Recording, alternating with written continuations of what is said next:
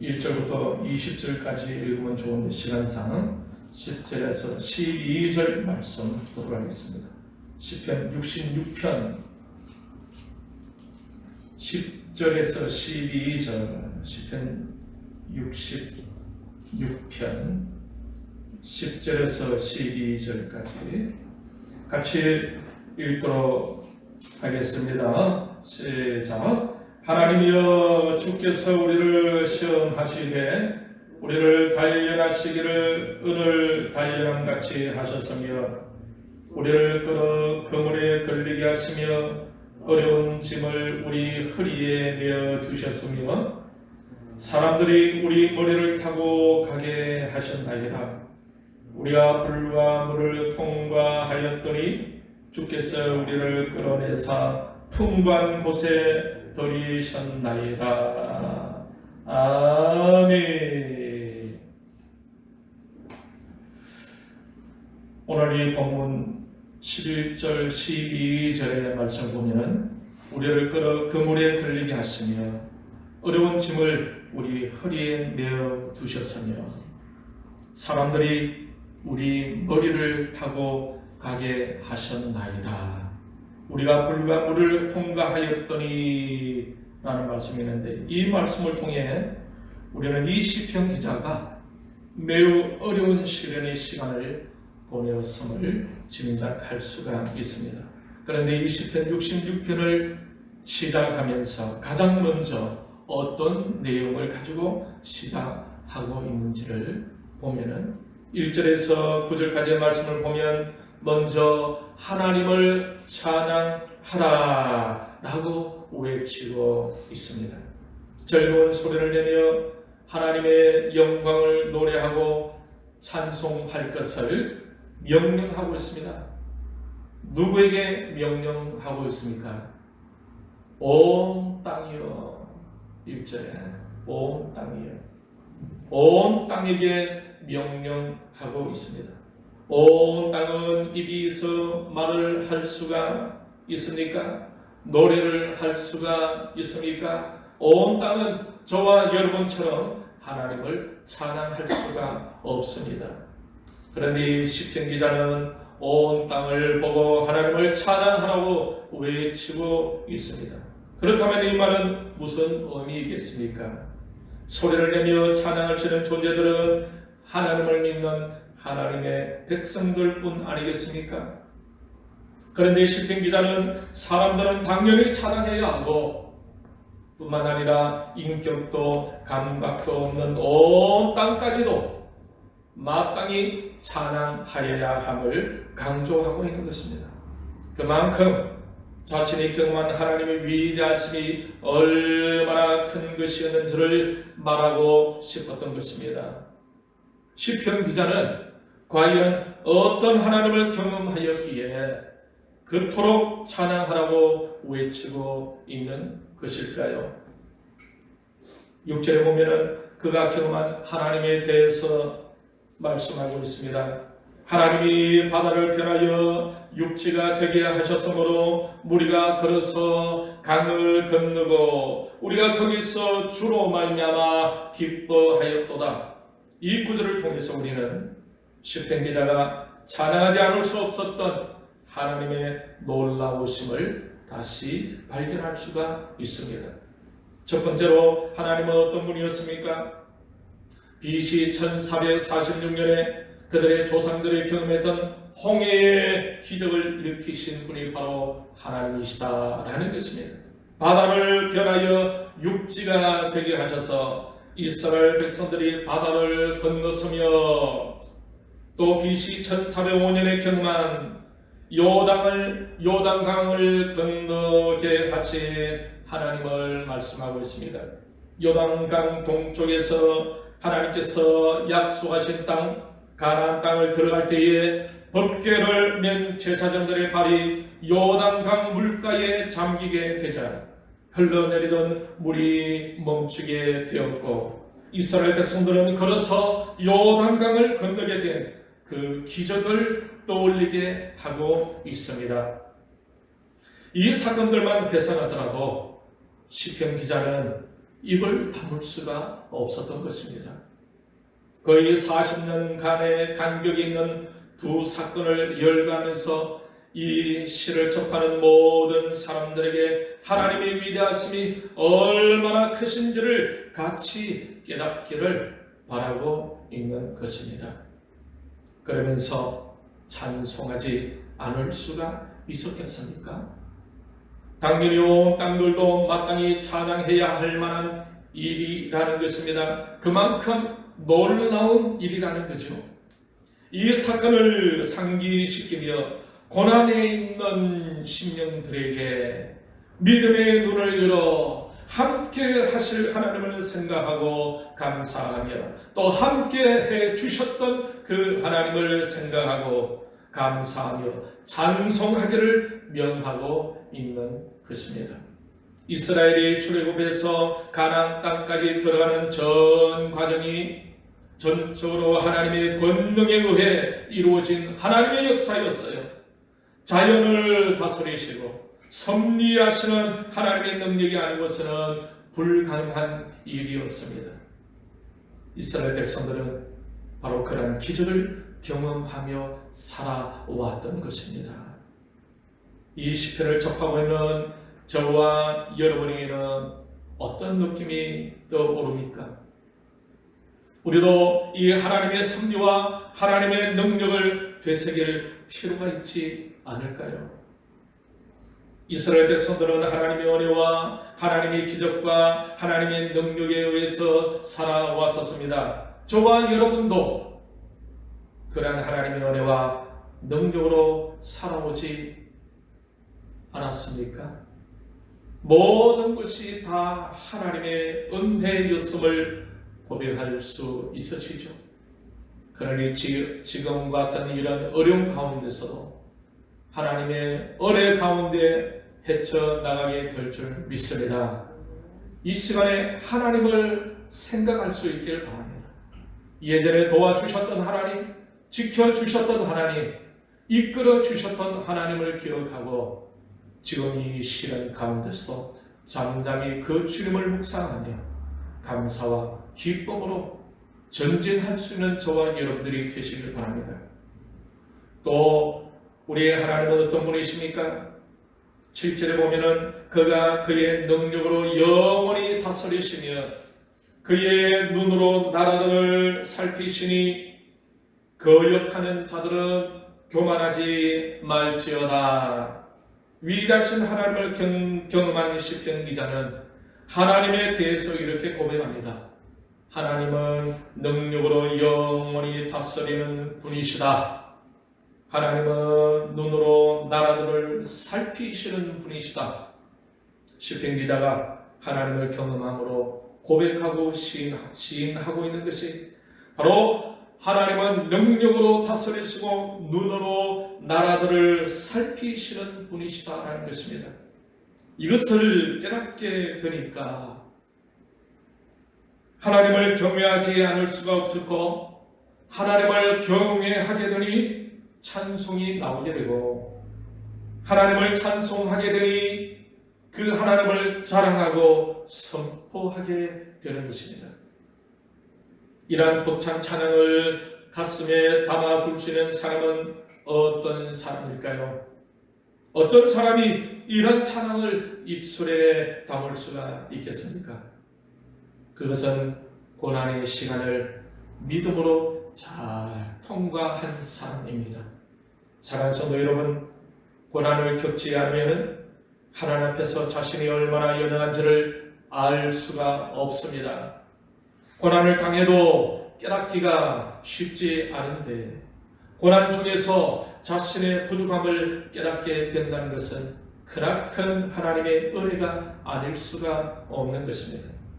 자신의 부족함을 깨닫게 된다는 것은 위대하신 하나님, 놀라우신 하나님, 능력의 하나님을 제대로 만났다라는 것입니다. 제대로 하나님을 만나게 되니까 입술에서 이런 찬양이 멈출 수가 없는 것입니다. 또 어떤 사람이 마음에서 일어나는 찬양을 경험할 수가 있을까요? 10절에 보면은 하나님이여 주께서 우리를 시험하시되 우리를 단련하시기를 오늘 단련함같이 하셨으며 주께서 우리를 시험하시되, 여기서의 시험이란 유혹하여서 넘어뜨리고자 하는, 실족하게 하는 템프테이션이 아닙니다. 이 시험은 단련하고 훈련시켜 성숙한 하나님의 사람으로 만들고자 하시는 테스터인 것입니다. 그래서 하나님께서 이 테스터를 통해서 어느 정도 순종하는 사람인지, 결국 하나님을 진정으로 의지하고 진정으로 신뢰할 줄 아는 사람은 결국 순종하는 것에서 나타나는 것입니다. 하나님께서 아브라함을 마지막으로 테스트할 때에 창세기 21장에서 하나님께서 아브라함을 시험하시되 아들 이삭을 바쳐라고, 그것을 하나님이 그를 테스트하신 거예요. 그것도 순종할 수 있는지. 하나님의 나라는 하나님께 순종할 줄 아는 사람, 그 테스트를 잘 그친 사람을 통해서 하나님의 뜻이 이루어지는 것입니다. 이 훈련을 잘해야 돼요. 순종하는 이 훈련. 고난 당할 때에 하나님께 순종할 줄 아는 사람으로 거듭나야 한다라는 사실입니다. 그래서 주께서 우리를 시험하시되라고 한 후에 우리를 단련하시기를 오늘 단련함같이 하셨으며 라는 말씀이 바로 이어서 등장하고 있습니다. 단련하다라는 말은 히브리어로 차라프라는 말인데, 그 뜻은 재련하다, 연단하다라는 뜻을 가지고 있습니다. 하나님께서 하나님의 백성들 안에 있는 불순물을 제거하고 성숙한 사람으로 만드시기 위해 단련하신다라는 뜻입니다. 은을 용광로에 넣어서 뜨거운 불로 달구면은 은이 완전히 용해되고 불순물은 은에서 분리되어 위로 뜨게 되면서 무거운 은은 아래로 가라앉게 되어집니다. 그런 후에 위에 떠있는 그 불순물을 다 걷어냅니다. 그렇게 해서 순은이 만들어지는 것입니다. 순은과 불순물을 분리 작업을 해야 하는데 언제 그렇게 분리되어지겠습니까? 뜨거운 불로 달구어질 때입니다. 순은같이 나오게 되어질 때는 뜨거운 불로 달구어질 때에 순은처럼, 순금처럼 나오게 되어지는 것입니다. 그러니 순은을 만들려고 한다면 무엇이 필요합니까? 뜨거운 불이 필요한 거예요. 그러니 뜨겁다고 싫어해야 할 것이 아니라 결과적으로 보면은 오히려 그 뜨거운 불로 인해서 순수한 은이 만들어진다라는 사실을 알 수가 있는 것입니다. 베드로전서 1장 7절을 보면은 우리의 믿음이 무엇으로 연단하여도 금보다 귀하다라고 하고 있습니까? 불로 연단하여도. 너희 믿음의 확실함은 불로 연단하여도 없어질 금보다 더 귀하여 예수 그리스도께서 나타나실 때에 칭찬과 영광과 존귀를 얻게 할 것이니라. 불로 연단된 믿음은 금보다 더 귀할 뿐 아니라 예수 그리스도께서 나타나실 때에 칭찬과 영광과 존귀를 얻게 될 것이라고 말씀하고 있습니다. 믿음의 시련이 무엇을 만들어낸다고 하고 있습니까? 믿음의 시련은 무엇을 만들어냅니까? 인내. 야고보서 1장 3절에 보면은 이는 너희의 믿음의 시련이 인내를 만들어내는 줄 너희가 아니라. 그리고 시련을 견뎌내는 자는 무엇을 얻을 수 있다고 합니까? 시련을 견뎌낸 자는 무엇을 얻을 수 있다고 합니까? 생명의 면류관. 야고보서 1장 12절에 보면은 시험을 참는 자는 복이 있나니 이런 시련을 견디어낸 자가 주께서 자기를 사랑하는 자들에게 약속하신 생명의 면류관을 얻을 것이기 때문이라. 이런 시련으로 단련되어 불순물이 싹 제거되게 되면은 순수한 은만이 남게 되는데, 이것을 경험한 사람만이 하나님께 감사할 수 있다는 것입니다. 왜 그렇습니까? 영혼이 잘 되니까. 그러니 하나님께 찬송할 수가 있고 하나님께 기쁨을 드릴 수가 있는 것입니다. 여러분, 우리도 이 관계 속에서 시끌시끌하고 힘들고 어렵고 하면은 찬송이 나옵니까? 찬송이 안 나오죠. 불평과 원망과 시기와 질투와 미움과 여러 가지 불순물들이 가득하게 되는 우리 속에 찬송이 막혀버리게 되었습니다. 그런데 우리가 말씀과 기도 시간을 통해서 성령 하나님의 감동하심으로 말미암아 그런 모든 죄악 덩어리가 다 성령의 불로 예수 그리스도의 보혈로 태워지고 씻어졌을 때에, 우리의 영이 깨끗해졌을 때에 저절로 감사가 나오죠. 저절로 찬송이 나오게 되어져 있습니다. 이처럼 불순물이 싹 제거되게 되면 영혼이 잘 되고, 영혼이 잘 되니까 범사가 잘 되게 되어져 있는 것입니다. 순수한 은이 되지 않으면 안 됩니다. 여러분, 은은 몇 도에서 녹는 줄 아십니까? 은은 약 960도에서 녹는다고 합니다. 그런데 한 500도쯤 되어서 불을 꺼버리게 되면 순수한 은을 만들어낼 수 있을까요? 만들어낼 수가 없겠죠. 그렇게 되면 그런 상태에서 만들어진 그 은은 가치도 없고 남들이 알아주지도 않습니다. 본인은 불로 연단을 받았다고 하지만은 남들이 볼 때 아직 불순물이 남아있게 되면 안 되는 것입니다. 하나님께서 보실 때 여전히 그 불순물을 안고 있으면 안 된다라는 것입니다. 순수한 은같이 연단 받아야 된다라는 것이죠. 그렇게 되도록까지 계속 뜨겁게 달궈져야 하는 것입니다. 중간에 뜨겁다고 자기 혼자서 튀쳐나가면 안 되겠죠. 중간에 멈춰버리면 온전한 은을 만들어낼 수가 없습니다. 완전히 녹을 때까지 달궈져야 하는 것입니다. 몇 도까지 달궈져야 된다고요? 이 은은 약 960도. 때로는 하나님께서 우리를 만들어 가시기 위해서 이런 뜨거운 불로 연단하시기도 한다라는 것이죠. 그래서 하나님은 11절에서 우리를 끌어 그 물에 걸리게 하시며 어려운 짐을 우리 허리에 메어 두셨으며 사람들이 우리 머리를 타고 가게 하셨나이다. 그 물에 걸리게 하시고 어려운 짐을 우리 허리에 메어 두시고 사람들이 우리 머리를 타고 가게 하셨다. 이것은 다른 표현으로 어떻게 설명할 수 있겠습니까? 인생의 바닥을 쳤다는 것 아니겠습니까? 수렁에 빠져 자존심도 다 무너진 그런 상태가 아니겠습니까? 그런데 누가 그렇게 하셨다는 것입니까? 하나님께서 하셨다. 이 시편 기자는 분명히 알고 있어요. 하나님께서 그렇게 하셨다.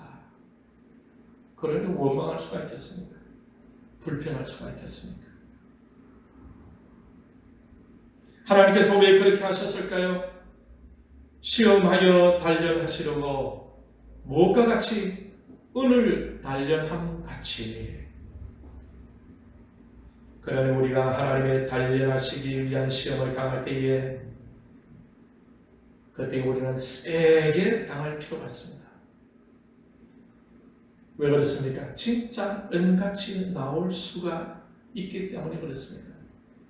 그래서 우리가 기도할 때에 이 시험을 잘 넘어가게 하시고 라고 기도하지 마시고 이 시험을 통해 내 속에는 불순물들이 완전히 빠져나가고 온전한 순은으로 나올 수 있도록 하나님 나를 세게 단련시켜 주옵소서. 이렇게 기도하는 것이 또 성경적이다라는 것입니다. 지금 우한 폐렴으로 인해 모두가 힘들어하고 있습니다. 그당 방에만 있으려니 얼마나 답답합니까? TV를 보면 좋은 뉴스는 전혀 나오지 않고 뉴스를 들으면 그냥 우울에 적합니다. 이런 시간도 우리가 원치 아니하는 가운데 당하는 고난의 시간인 것이죠. 이때 우리가 무엇을 해야겠습니까? 시편 기자처럼 하나님을 생각해야 합니다. 이전에 함께 하신 하나님을 묵상해야 합니다. 여기까지 도와주신 하나님을 기억해야 합니다. 그리고 하나님의 베푸신 은혜를 기억하고 감사하고 하나님을 찬송하는 믿음의 시간을 가져야 한다라는 것입니다. 지금 환경적으로 우리는 바이러스의 영향으로 우울해져 가는 것 같다고 생각되지 않습니까? 그렇다면 우리는 하나님의 영향으로 기뻐해야 되겠죠. 그런데 하나님의 영향보다 바이러스의 영향이 더 커져가는 것 같습니다. 우리 믿는 신자들은 그렇게 되어서는 안 되겠죠. 바이러스보다 훨씬 더 강한 하나님의 그 영향 속에서 감사와 기쁨과 찬송과 순종 속에서 믿음으로 전진할 수 있어야 할 때가 바로 이때가 아닐까 생각이 들었습니다. 외부적인 영향으로 우리 신앙의 중심이 흔들릴 수가 있습니다. 이때 우리는 하나님이 베풀어 주셨던 은혜와 능력을 기억하면서 혼자 홀로 1대1 하나님께로 가까이 나아갈 수 있는 믿음의 삶이 되어야 한다라는 것이죠. 그래서 일부러라도 성경을 보고 성경 속에 나타나는 하나님의 역사를 묵상하고 외적으로 우리를 우울하게 하는 이런 환경적인 요인과 맞서 싸우는 영적 전쟁에 임하는 자세를 가질 필요가 있다라는 것입니다.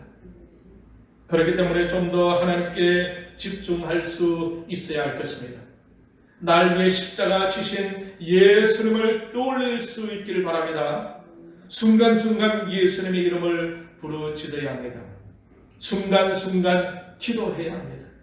억지로라도 성경을 읽고 기도 시간을 만들어야 합니다. 그렇지 않으면 영적 침체에 빠질 수가 있습니다. 확진자의 수가 하나 둘 늘어난다는 소식을 접할 때마다 우리도 모르게 우리의 마음도 괜히 울적해지고 무기력해지기가 쉽습니다. 예전에 메르스와 사스 때도 이렇지 않았습니다. 이럴 때일수록 주님과 동행할 수 있는 테스트의 시간이 된다라는 사실을 기억하시기 바랍니다. 지금이 우리의 경건의 능력을 발휘해야 할 때입니다. 아무것도 없는 상황, 아무것도 할 수 없는 답답한 상황에서 주님과 함께 동행하며 믿음으로 감사하며 찬송할 수 있는 경건의 능력을 발휘해야 할 때가 바로 이때가 아니겠습니까? 지금은 정치적으로도 참 위기적인 상황입니다. 많은 사람들이 이번 총선에서 여당이 이기게 되면 사회주의, 공산주의로 넘어간다라고 합니다. 마치 해방 이후의 정치적인 분위기와 너무나 똑같습니다. 많은 국민들은 이런 정치적 위기 상황을 잘 모르는 사람들도 있습니다. 이럴 때 교회 성도들이 모여 간절히 더 기도해야 하지 않겠습니까? 그런데 이때에 우한 폐렴이 등장하게 되어서 더욱 혼란하게 만들고 있습니다. 특히 이 신종 코로나 바이러스는 전염성이 워낙 강해서 모든 사람들을 집 안에 격리시키고 있습니다. 성도들의 교회에 나와서 같이 기도할 수 없는 그러한 분위기로 만들어 가고 있습니다. 공산주의 국가인 중국에서 시작된 이 바이러스가 지금 이 나라 정치적, 경제적인 상황에 맞물려서 이 나라를 정말 나락으로 떨어뜨리려고 하고 있습니다. 정말 알고 보면은 위기적인 상황인 것입니다. 그렇다고 우리가 이런 어려운 상황 속에서 기도를 쉴 수가 없습니다. 지금 같이 모여 기도할 수는 없지만은 각자가 개인적으로 골방에서 간절히 기도할 수 있어야 할 것입니다. 자, 이때 우리는 오늘 본문 말씀을 생각하면서 하나님께서 연단하시기 위하여 주신 시험이라고 생각하고 말씀과 기도의 자리로 스스로 찾아갈 수 있기를 바랍니다. 그런데 그것이 쉽지 않죠. 그래서 생각해낸 것이 실천 영상을 통해 힘은 들 수 있겠지만은 말씀과 기도로 같이 하나님께 나아가기를 원하는 것입니다. 혼자서는 사실 힘들어요. 그래서 공동체가 필요한 것은 함께하는 교제가 필요한 것입니다. 그러니 불편하지 마시고 너무 힘들어하지 마시고 감사와 순종하는 마음으로 잘 따라오시길 바랍니다. 이 시련의 기간을 말씀과 기도로 잘 보내면은 하나님께서 어떤 약속을 해주고 계십니까? 12절 말씀 같이 읽도록 하겠습니다. 12절 같이 읽겠습니다. 사람들이 우리 머리를 타고 가게 하셨나이다. 우리가 불과 물을 통과하였더니 주께서 우리를 끌어내사 풍부한 곳에 들이셨나이다. 불과 물을 통과했다는 것은 주어진 시험을 성공적으로 잘 통과했다는 것입니다. 불순물이 다 태워지고 불평과 원망과 불순종과 이러한 거역하고 하나님의 말씀을 따라 살지 못했던 모든 불순진 모든 것들이 다 태워 없어지고 순수한 은같이 나오게 되었다는 것입니다. 이 말은 믿음으로 감사하게 되고 믿음으로 순종하게 되고 믿음으로 찬송하게 되는 상태를 말합니다. 이렇게 되자 하나님은 어떻게 그들을 하셨습니까? 어떻게 주셨습니까? 그들을 위해서 주께서 우리를 끌어내사 풍부한 곳에 들이셨나이다. 사랑하는 성도 여러분, 시련의 기간을 믿음으로 잘 보내시길 바랍니다. 말씀과 기도에 힘쓰면서 순종하는 일에 성공할 수 있기를 바랍니다. 잘 훈련되게 되면 하나님께서 어떻게 하신다고요? 풍부한 곳에 들이신다고 약속하고 계십니다. 할렐루야. 이번 바이러스 시련을 잘 보내시길 바랍니다. 이 연단을 잘 견디시길 바랍니다. 오늘 본문의 말씀처럼 오늘 단련함같이 연단하시는 하나님의 시험에 감사하면서 잘 받을 수 있기를 바랍니다. 순종이 최고예요. 제사보다 순종이 낫다고 하지 않았습니까? 그리고 욥처럼 순금처럼 되어 나올 수 있는 그러한 시간으로 만드시길 바랍니다. 욥기 23장 10절에 그러나 내가 가는 길을 그가 아시나니 그가 나를 단련하신 후에는 내가 순금같이 되어 나오리라. 자, 여기서 우리는 이러한 영적인 훈련 과정에서 빠질 수가 없는 것이 있습니다. 이것은 저와 여러분 같은 사람들은 아주 기쁘게 받아들이겠지만 어떤 사람들은 마음에 받아들이기를 싫어하기도 하는 것입니다. 18절을 같이 읽겠습니다. 18절 같이 읽겠습니다. 내가 나의 마음에 죄악을 품었더라면 주께서 듣지 아니하시리라. 시련 속에서 하나님께 17절에 부르짖었다라고 했습니다. 그런데 시편 기자는 잘 알고 있었습니다. 아마 저와 여러분도 잘 알고 있는 것처럼 그는 고백하고 시인하고 있습니다. 무엇을 고백하고 있습니까? 나의 마음에 죄악을 품었다라면 주께서 듣지 아니하시리라. 고난 속에서 하나님의 풍성함을 경험하기 위해서 필요한 것은 바로 회개라는 과정이었습니다. 시편 기자는 경험적으로 깨닫게 된 것을 기록하고 있습니다. 결국 하나님의 풍성함을 경험하는 것은 아무리 연단을 받고 그 시련을 아무리 잘 견뎌낸다 하더라도 죄를 가지고서는 안 된다라는 것입니다. 이것이 고난을 통과한 시편 기자의 결론입니다. 즉 이것은 바로 하나님과의 관계와 교제의 문제인 것입니다. 관계와 교제에 있어서 회복이 되지 않으면 하나님의 풍성함을 경험할 수 없다라는 것입니다. 사랑하는 성도 여러분, 이번 이 우한 폐렴의 문제로 인해서 우리 개인과 가정과 교회 그리고 우리나라 공동체를 돌아볼 수 있는 기회가 될 수 있기를 바랍니다. 하나님께서 우리를 얼마나 풍요롭게 하셨습니까? 해방 이후에 남북의 똑같은 상황을 맞이하게 되었는데 북은 하나님을 버리고 인간을 우상화하여 세계에서 가장 폐쇄된 나라, 가장 빈민국으로 전락하고 말았습니다. 그러나 해방 이후에 북한보다 더 훨씬 못 살았던 세계에서 가장 못 살던 나라가 이렇게 부유하게 되어진 것은 하나님의 은혜이지 않습니까?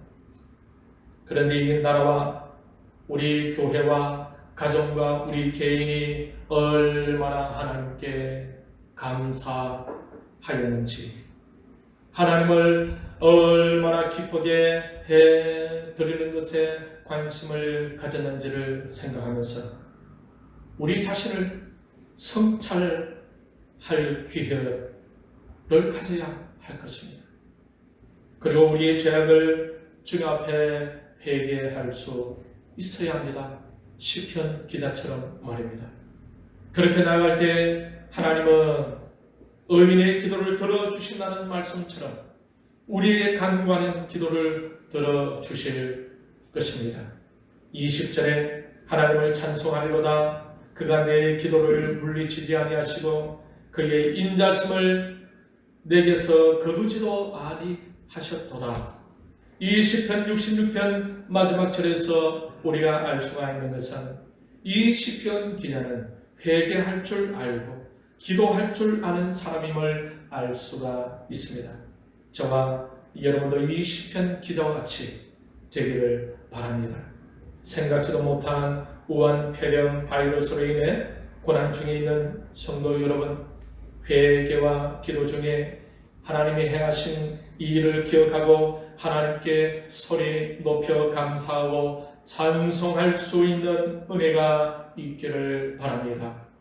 그래야 이 어려울 때 보다 더 적극적으로 말씀과 기도의 자리로 나아가 함께 믿음으로 승리하며 오히려 순은처럼 순금처럼 찬송하며 나오게 되기를 축원합니다. 그러면서 이 나라도 우리 교회도 우리 가정도 저와 여러분 때문에 더욱 하나님께 감사하고 찬송하며 하나님께서 계획하신 하나님의 뜻, 하나님의 바른 방향으로 나아가 하나님의 풍성함을 누리게 되는 그러한 은혜가 있기를 주님의 이름으로 축원합니다.